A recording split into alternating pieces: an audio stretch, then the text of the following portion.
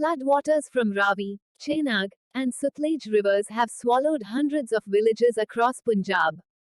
जल्दी निकलो, पानी आ रहा है।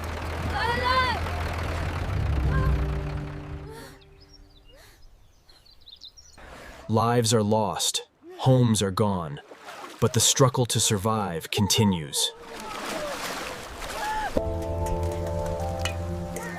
Attention everyone, please line up for food distribution.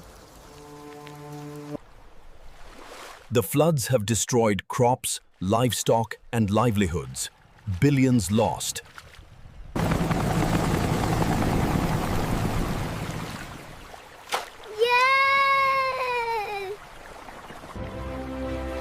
Punjab's floods leave behind destruction, but also resilience. When floods strike, they don't just wash away homes. They tear apart the very backbone of communities. Roads, bridges, and schools. Roads are the first casualties.